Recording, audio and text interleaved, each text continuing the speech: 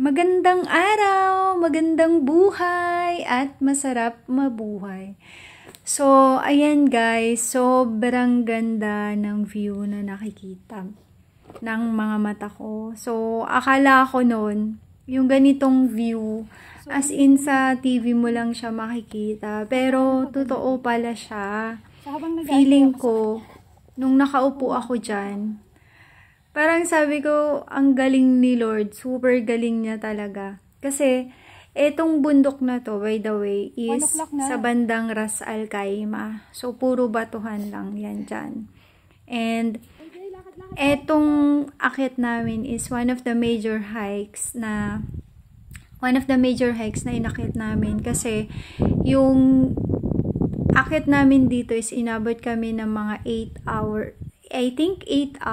So, nag-start kami dito ng, ng 8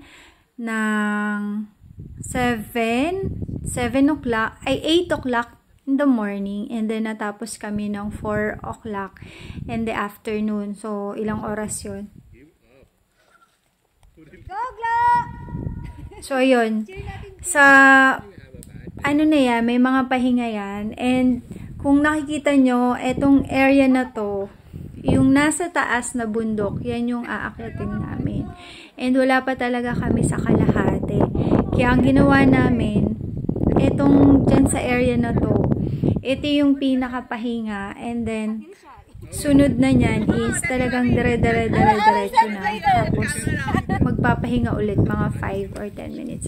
Kasi etong nasalihan naming group is sobrang bilis nila talaga. As in, sobrang bilis nila maglakad. And ang pahinga lang dito is mga 5 minutes. Tapos, alis na ulit. Tapos, dire-diretso. Etong, bundok na to, tinatawag to na Wadi Al-Far. Ang Wadi Al-Far is one of the major hike na gagawin nyo dito sa Ras Al Khaimah sa UAE.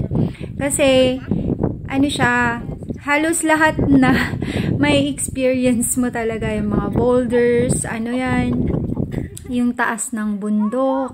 Tapos, may mga akitin din kayo na parang before kayo makatawid sa isang area, as in, yung, talaga siya, parang may mga area na buwis buhay, and then para ka na nag-split, kasi sobrang lalaki ng, and etong, na to, sobrang ganda ng view, at kung makikita nyo, ayan, dahil napagpahinga ulit kami, in-enjoy ko lang yung moment na to, since mahilig nga akong umakyat, at one of my dream is mag-rock climbing. So, every time na may nakikita akong mga ganitong scenario, or mga ganitong view, talagang hindi ko pinapalagpas na umakyat-akyat dyan sa mga bato, para ma-enjoy and ma-experience kung yung experience kung paano umakyat sa mga bato. And ayan, naglalaro lang ako dyan. Every time na may pahinga kami, ganyan ang ginagawa ko. Tumambay, tapos mag-explore sa mga batuhan, akyatin yung mga batuhan. And as in talaga dito sa Wadi Al-Far, yung daan papuntang Wadi Al-Far is as in talagang super ganda ng view. Napakagaling lang ni Lord ko. Napakagaling lang talaga ni Lord. Masasabi mong wow, as in wow.